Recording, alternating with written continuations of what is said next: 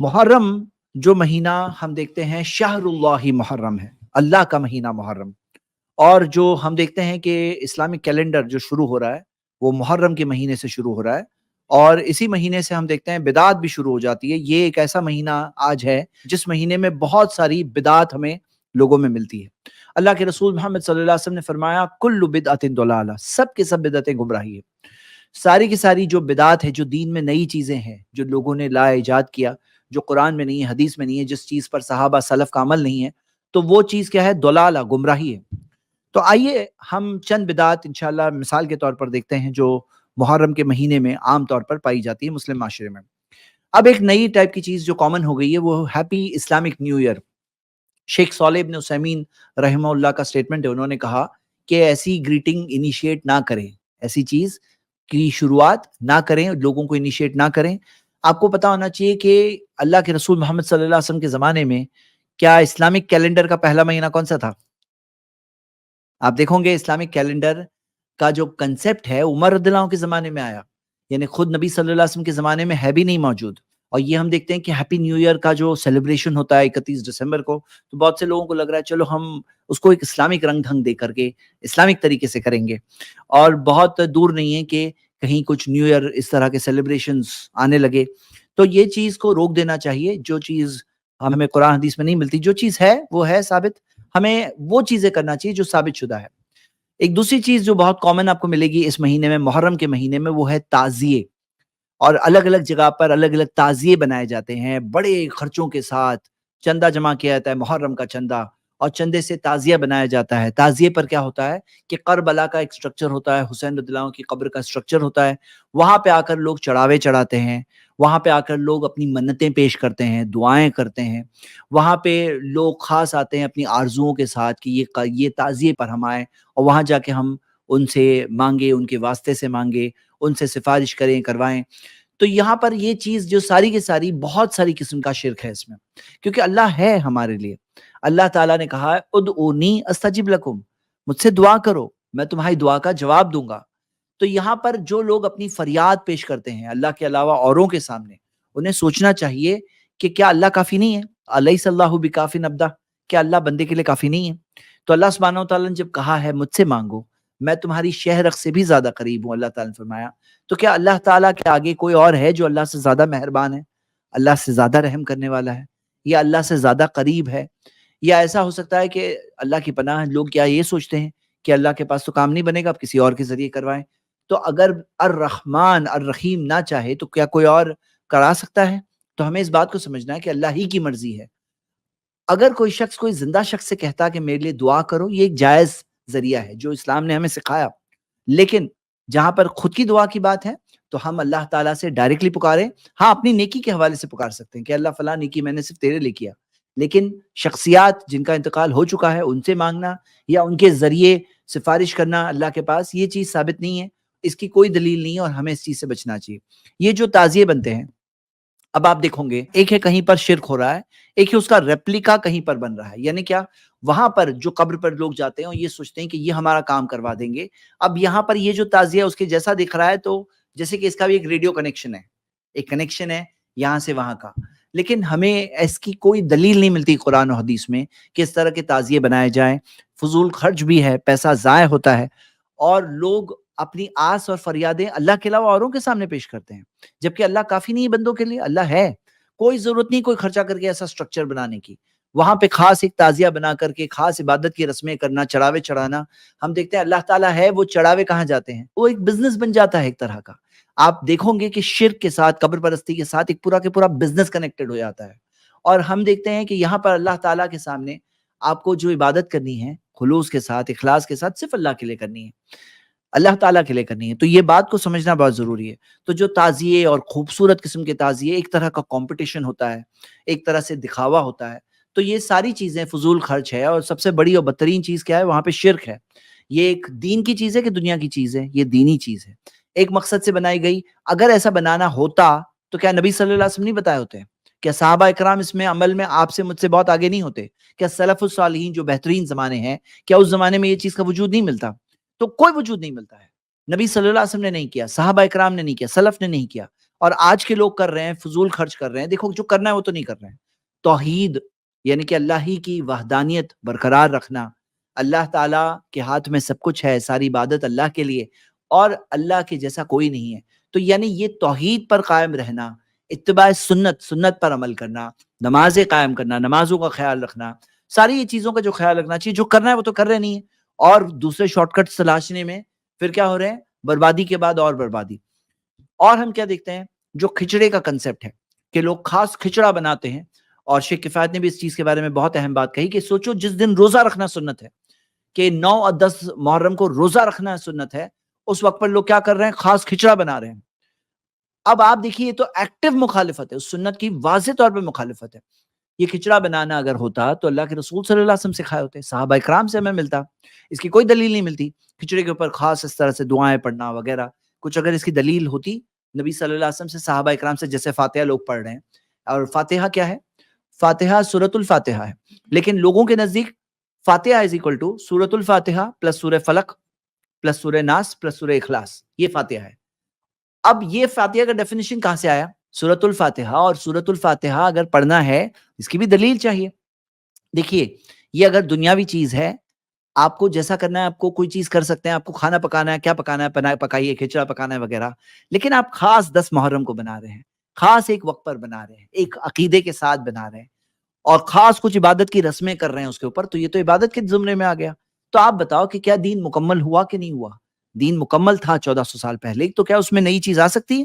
نہیں آ سکتی ہے. اسی طرح بعض لوگوں میں سوچ ہے کہ بہت ہی نحوست والا مہینہ ہے، ان لکی منتھ ہے، اس مہینے میں شادی نہیں کر سکتے، اس مہینے میں کوئی نیا کام نہیں شروع کر سکتے، یہ ایک محرم کا مہینہ یعنی کہ بہت ہی شگن والا مہینہ. ایسا کچھ نہیں ہے. نبی صلی اللہ علیہ وسلم نے تو الٹا کہا شہر اللہ محرم، اللہ کا مہینہ محرم، اللہ کا مہینہ. سوچو فضیلت بتا رہے ہیں نبی صلی اللہ علیہ وسلم. اللہ کے رسول صلی اللہ علیہ وسلم خاص اس مہینے میں روزہ رکھا کرتے تھے. ہاں، جو نبی صلی اللہ علیہ وسلم نے کہا پورے سال میں بہترین روزہ کیا ہے؟ وہ ہے اللہ کے مہینے محرم کا روزہ. حرمت والے مہینوں میں سے 4 حرمت والے مہینے ہوتے ہیں، یعنی کہ ان کا مقام باقی مہینوں سے اونچا ہے، اس اعتبار سے کہ اس کے اندر خاص حرمت پائی جاتی ہے. تو حرمت والے مہینوں میں سے یہ کہنا کہ نحوست والا مہینہ ہے، کتنی غلط بات ہے. کہاں سے لائے یہ بات؟ کیا دلیل ہے اس بات کی؟ یہ بالکل غلط بات ہے. اور یہاں تک جو لوگ کہتے ہیں کہ شادیاں نہیں کر سکتے، کس نے کہا نہیں کر سکتے ہیں؟ کس نے کہا نہیں کر سکتے ہیں؟ کیا صحابہ میں یہ بات تھی؟ کیا تابعین میں تھی؟ سلف میں یہ تھی؟ آپ دیکھو گے ایک طرح سے اجماع سکوتی ہے. اگر کوئی اس بارے میں کچھ، اگر کوئی ایک بھی بولے ہوتے کہ بھئی یہ نحوست ہے، اس مہینے میں شادی نہیں کر سکتے ہیں، تو ایک بھی اگر کوئی کہتا، کوئی ایک بھی سلف میں سے کہے ہوتے کہ نہیں کر سکتے ہیں، تو پھر کوئی بات ہوتی. کسی نے نہیں کہا، مطلب خاموشی بھی ان کی ایک طرح کا ایک اتفاق ہے ان کا اس چیز میں کہ اس کے اندر کوئی نحوست نہیں ہے. یہ مہینے میں شادی نہیں کر سکتے، کہاں سے آیا؟ یہ بزنس شروع نہیں کر سکتے، کہاں سے آیا؟ آپ کریے، شادی کریے، بزنس کریے.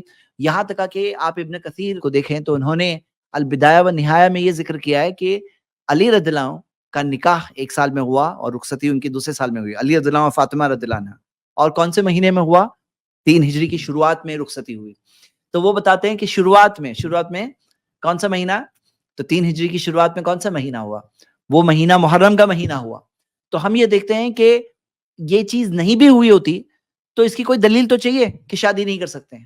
کوئی نبی صلی اللہ علیہ وسلم بتائے بغیر چلے گئے، ایسا ہو سکتا ہے؟ دین کی بات کوئی بات نہ بتائی ہو، ایسا ہو سکتا ہے؟ ان کو نہیں پتا تھا، آپ کو پتا ہے. یہ کہاں سے آیا شادی نہیں کر سکتے؟ کوئی ایسی بات نہیں ہے. شادی کرنے میں کوئی حرج کی بات نہیں ہے. تو بھائی شادی کرنے میں جو لوگ گھبراتے بولے شادی کیسا کریں، یہ کیا ہے؟ اللہ پہ بھروسہ نہیں ہے، دین اسلام پہ ایمان نہیں ہے. یہ دنیا کے بنائے ہوئے لوگوں کے رواج اور کسٹمز، جس کی کوئی بے بنیاد باتیں، بے دلیل باتیں، یہ کہاں سے آتی ہے یہ باتیں؟ اور جو لوگ خاص قبرستان میں جاتے ہیں، قبروں پر جاتے ہیں اور وہاں پر یہ دعائیں کرتے ہیں، تو یہ خاص محرم کے مہینے کے لیے کچھ خاص چیزیں ایسی کی جاتی ہے. تو اللہ تعالیٰ نے فرمایا کہ یقیناً وَمَا أَنْتَ بِمُسْمِعٍ مَنْ فِي الْقُبُورِ، سورہ 35 آیت نمبر 22 ہے کہ یقیناً آپ نہیں سنا سکتے انہیں جو قبروں میں دفن ہیں. جو قبروں میں ہیں آپ انہیں نہیں سنا سکتے، نہیں سنا سکتے. إِنَّ اللَّهَ يُسْمِعُ مَن يَشَاءُ، اللہ جس سے چاہتا ہے سناتا ہے. جیسے مثال کے طور پہ دفن کرنے کے بعد جب لوگ جاتے ہیں تو ان کے پاؤں کی آہٹ سنائی دیتی ہے مردے کو، لیکن آپ نہیں سنا سکتے، آپ نہیں سنا سکتے من فی القبور. تو یہاں پہ معاملہ کیا ہے؟ لوگ وہاں التجا کرتے ہیں، اپنی سفارش پیش کرتے ہیں. تو اللہ تعالیٰ نے کہا ادعونی، مجھ سے دعا کرو. پھر جو پانی کی سبیلیں لگائی جاتی ہے اور اس میں شربت کی سبیلیں خاص لگائی جاتی ہے، اور آپ دیکھوں گے سبیلوں کے اوپر خاص، جیسے آپ یہاں دیکھ رہے ہیں فوٹو میں، السلام علیکہ یا ابا عبداللہ الحسین، ہاں عبداللہ الحسین. تو ہم یہ دیکھتے ہیں کہ یہ اس طرح سے کہنا بعض چیزیں کہ اے فلاں اے فلاں، پکارنا کسے ہیں؟ یا اللہ کا ہی ہے، یا رحمان، اللہ ہے، اللہ سے کو پکارو. اور یہ جو پوری کہانی جو بنائی گئی ہے اس طرح سے وہ پیاس سے بھٹک رہے تھے، اور یہ کہانی ہم لوگ ڈسکس کریں گے انشاءاللہ. میرا تو ایسا ارادہ ہے، میں شیخ کفایت سے بھی یہی ریکویسٹ کروں گا کہ اس موضوع پر اگلے ہفتے کی پوری سٹریم پورے تاریخی واقعے کی حقیقتیں سامنے لائی جائے لوگوں کے سامنے، کیونکہ فیکٹ یہ ہے نا کہ بہت ساری مس انفارمیشن ہے. اچھا لوگ کچھ ہے نا عجیب باتیں کرتے ہیں. اب جیسے کمنٹ میں دیکھ رہا تھا کچھ لوگ کہے کہ بھائی حسن حسین کی فضیلت تو بتاؤ، حسن حسین کی فضیلت بتاؤ. کس نے کہا حسن حسین کی فضیلت کو ہم نہیں مانتے ہیں؟ مطلب یہ کہاں سے آپ کو لگ رہا ہے کہ حسن حسین کی فضیلت کو ہم لوگ نہیں مانتے ہیں اور خاص بتانے کی ضرورت ہے؟ بھائی یقیناً اس میں کوئی شک نہیں، حسن حسین رضی اللہ عنہما کے بارے میں فضیلتیں تو ہے ہی نا، کہ اللہ کے رسول صلی اللہ علیہ وسلم نے کیا فرمایا؟ نبی صلی اللہ علیہ وسلم نے فرمایا الحسن والحسین سیدہ شباب اہل الجنہ وابوہما خیر منہما. ابن ماجہ کی حدیث ہے اور شیخ البانی نے اسے صحیح قرار دیا، حدیث نمبر 3182. تو حسن حسین جنت کے جو نوجوان ہیں ان کے سید ہیں، اور ان کے ابا ان دونوں سے بہتر ہے. تو یہ حسن حسین کی فضیلت کا ٹاپک کہاں چل رہا ہے؟ بھئی ہم لوگ تو مانتے ہیں، اس میں کوئی کیسے سوچ سکتا ہے؟ بھئی بدعت کے خلاف بات کرو اور یہ سب چیزوں کے خلاف بات کرو تو لوگ کیا سمجھ رہے ہیں کہ آپ حسن حسین رضی اللہ عنہما کو نہیں مانتے ہیں؟ کیا بات کر رہے ہیں؟ ہاں، من احب الحسن والحسین فقد احبنی، نبی صلی اللہ علیہ وسلم نے فرمایا کہ جو حسن حسین سے محبت کرے اس نے مجھ سے محبت کی. ہاں، ومن ابغضہما فقد ابغضنی، جو ان دونوں سے بغض رکھے اس نے مجھ سے بغض رکھا. مستد احمد کی حدیث ہے، شیخ البانی نے اسے حسن قرار دیا، حدیث نمبر 5954. تو یہاں پر یہ بات نہیں ہو رہی ہے، یہ کتنے ایک طرح کی نیرو مائنڈڈنس ہے لوگوں کی کہ جو اصلاح کی باتیں ہیں کوئی اگر رکھے خیر خائی کے ساتھ تو اس کو دوسری طرف سے اٹیک کرو، بولے یہ لوگ ارے کیا یہ لوگ؟ ہم سب ایک ہے مسلمان، ہم لوگوں کو جو قرآن و سنت میں بات ملتی ہے اس پہ عمل کرنا ہے. جو چیز ثابت شدہ ملے گی ہر کسی کو اوپن مائنڈ سے قبول کرنا چاہیے. اس میں اتنا بڑا ایشو کیوں بناتے ہیں لوگ؟ اتنی مشکل چیز نہیں ہے سمجھنے کے لیے. آج دوسرے چیلنجز ہے، وہاں بات آگے بڑھے گی. یہ سمپل ٹاپک تو ہم سب کو بس مسلمانوں کو فٹافٹ اتفاق قائم کرنا چاہیے. یہ چیز کیا ہے، یہ جو واقعہ پورا بنایا گیا، جو کنسپٹ بنایا گیا، یہ پورا گڑا ہوا واقعہ ہے. اس کے بہت سارے تاریخی دلائل ہیں، میں اس کی ڈیٹیلز میں ابھی نہیں جا رہا ہوں، میپ کے ساتھ آپ کو اگلے ہفتے بتاؤں گا اور اس کے پروف کے ساتھ بتاؤں گا انشاءاللہ. اور میں یہ دونوں ہمارے اسپیکر سے بھی ریکویسٹ کرتا ہوں کہ یہ موضوع کو ہمیں پورے تاریخی اس کے حقائق سامنے لا کے رکھنا چاہیے لوگوں کے سامنے. تو چلیے اب ہم آگے بڑھتے ہیں. بدعت کے اندر محرم کے جو جلوس نکلتا ہے، جو جلوس، اب یہ جلوس کیا نبی صلی اللہ علیہ وسلم کے زمانے میں نکلا؟ کوئی جلوس نکلا کیا محرم کا جلوس؟ ذرا چیک کریے کہ کوئی جلوس مسجد نبوی سے نکل رہا ہے، احد تک جا رہا ہے، لوگ جھنڈے لہراتے ہوئے آ رہے ہیں، ایسا کچھ ہوتا تھا کیا؟ کچھ نہیں. یہ کہاں سے آیا؟ بعد کے دور کی چیز ہے. یہ کیا دین ہے؟ نہیں. ہاں یہ دین کے طور پہ کر رہے ہیں. کیا اس کی دلیل قرآن میں ہے؟ حدیث میں کوئی دلیل نہیں ہے. یہ بدعت ہے، یہ ایجاد کی ہوئی چیزیں ہیں. کمپٹیشن میں لوگ کہ بھئی وہاں والے فلاں اپنی مورتی کا نکالتے ہیں تو ہم لوگ جلوس نکالیں گے. آپ کو کوئی ضرورت نہیں ہے ان سے کمپٹیشن کرنے کی، کوئی ضرورت نہیں ہے. آپ اپنے دین پر چلو. ہمارے پاس ہے بھائی، عید کی نماز کے لیے جاؤ، ایک راستے سے جاؤ، دوسرے راستے سے بدلتے ہوئے. اور جو 2 عیدیں ہیں ہمارے پاس ہے، وہ عید کے اندر ہمارے پاس ہے، اس کے اندر کوئی جلوس نکالنا اس طرح کا کوئی کنسپٹ نہیں ملتا. آگے آپ دیکھیں گے خاص شربت پلانا، محرم شربت. ہاں یہ شربت خاص بنائے جاتے ہیں، گھروں میں بنائے جاتے ہیں. بھائی آپ کو شربت بنانا ہے بنائیے کبھی بھی، لیکن اگر آپ کوئی دن سے کنیکٹ کر رہے ہو، کوئی دین کی چیز سے، اگر اس کا وقت طے کر رہے ہو اور خاص ایک ریسیپی آ رہی ہے، محرم عاشورہ سے کنیکٹ ہو کے آ رہی ہے، وہ بھی روزے کے ٹائم پر، روزے کے ٹائم پہ شربت، تو کیا یہ بدعت ہو جاتی ہے. اس چیز سے بچنا چاہیے. آگے ماتم. تو ماتم کا جو پورا کنسپٹ ہے کئی طرح سے، جیسے کالے کپڑے پہننا، جو لوگ کالے کپڑے خاص پہنتے ہیں، کیوں؟ ماتم کے طور پر. کچھ لوگ مجلس کے نوحے کی مجلس میں بیٹھتے ہیں، روتے ہیں. ہاں مجلس، نوحے کی مجلس رکھنا، کپڑے پھاڑنا. نبی صلی اللہ علیہ وسلم نے کیا فرمایا؟ لیسا منا، وہ ہمارے ماننے والوں میں سے نہیں ہے جو اپنے گالوں کو پیٹے، اپنے گریبان کو پھاڑے، ودع بدعوت الجاہلیہ، جاہلیت کی پکاروں میں سے پکارے. تو یہ سب کام نہیں ہے ہمارے دین میں. اسی طرح سے سینہ زنی، سینے کو مار مار کے پورا لال یا کالا حد تک کالا ہو جائے، یہ سینہ زنی کرنا، یہ کوئی قرآن و حدیث کی تعلیم میں سے نہیں ہے. زنجیر زنی، جس طرح سے زنجیر سے اپنے آپ کو مارنا، ہاں زنجیر سے مارنا یہاں تک کہ خون تک نکلنے لگے، پورا لال ہو جائے، خون نکل جائے. اور تلوار سے بھی کرنا، یہ کیا ہے؟ یہ سب چیزیں یہ کوئی قرآن و سنت کی تعلیم میں کہیں نہیں ملے گی. تو تلوار سے اس طرح سے کرنا. اور تطبیر، جسے قمع زنی یعنی سر پہ چھری سے مارنا، بہت بڑی بات سمجھی جاتی ہے، یہ کوئی قرآن و اسلام کی تعلیم میں سے نہیں ہے. اچھا یہ فوٹو دیکھو، یہ فوٹو دیکھ رہے ہو آپ، لہو لہان پیٹھ، لیکن یہ مسلمان نہیں ہے. کیا آپ کو معلوم ہے؟ یہ مسلمان نہیں ہے. یہ کون ہے؟ یہ عیسائی ہے، کرسچنز کے فرقے ہیں جو اپنے آپ کو پیٹھ کو مارتے ہیں. ہاں جو اس طرح سے پیٹ کو پورے لہو لہان کرتے ہیں. تو کون لوگ ہیں؟ آپ دیکھو گے قرآن حدیث میں تو کہیں ماتم کی تعلیم نہیں ملے گی، لیکن بائبل میں ملے گی. یہ بائبل کے 4 حوالے آپ کے سامنے ہیں. نیو ٹیسٹمنٹ سے لیوک سے بھی ہے اور اولڈ ٹیسٹمنٹ آئزایہ سے بھی ہے. آپ دیکھ سکتے ہو کہ یہاں پر بائبل کے اندر یہ تعلیم ہے. کس چیز کی؟ ماتم کی تعلیم بائبل میں ہے، قرآن حدیث میں کہیں نہیں ہے. تو یہ کہاں سے آیا ہے؟ یہ پچھلی قوموں کی جو غلط چیزیں ہیں اس چیز کو یہاں کے لوگ آج چل رہے ہیں، کر رہے ہیں. اور آپ جو ماتم کر رہے ہیں، تو کیا یہ چیز ہمیں ملتی ہے؟ 70 جب صحابہ شہید ہوئے تھے، جب 70 صحابہ شہید ہوئے تھے احد میں، تو کیا آپ کو ملتا ہے کہ کوئی ماتم ہوا تھا؟ جب سمیہ اور یاسر کو شہید کیا گیا تھا مکہ کے اندر، تو کیا نبی صلی اللہ علیہ وسلم نے صحابہ کو کوئی ماتم کرنے کہا تھا؟ اللہ تعالیٰ نے ذکر کیا ہے قرآن میں کہ کئی انبیاء وہ قتل کر دیے گئے. کیا ماتم کا انسٹرکشن ہے کہیں پر؟ آپ دیکھو گے حمزہ رضی اللہ ان کے لیے کوئی ماتم ہوتا ہے؟ ایسے دیکھیں گے تو کوئی ماتم، کوئی دن بچے گا نہیں. روز کوئی نہ کوئی کسی نہ کسی کے لیے ہسٹری میں، تاریخ میں کوئی نہ کوئی مل ہی جائے گا. انسانی تاریخ میں کوئی نہ کوئی تو ہوگا. تو جو لوگ اس میں ماتم کرتے ہیں نا ایک دن، تو ان کو تو روز کوئی نہ کوئی وجہ سے ماتم کرنا پڑے گا. لیکن ماتم کرنے کی تعلیم ہی نہیں ملتی کہیں قرآن حدیث میں. آپ کو ملے گی یہاں بائبل میں ملے گی، قرآن حدیث میں نہیں ہے. تو جیسے آپ ویکیپیڈیا میں بھی دیکھیں تو رومن کیتھلکس کے کچھ کنٹریز میں وہ لوگ گڈ فرائیڈے کے دن کرتے ہیں، بھائی جیسس کرائسٹ کو کراس پہ اتنی تکلیف ہوئی، وہ کہتے ہیں اس طرح سے وہ اپنے آپ کو مارتے ہیں. لیکن قرآن حدیث میں یہ بات کہیں نہیں ہے. تو یہ ہم دیکھ رہے ہیں، یہ کچھ بدعتیں میں نے بتائی آپ لوگوں کو اس چیز میں. اب یہاں پہ وقت ہمارا شروع ہوتا ہے ڈسکشن کا.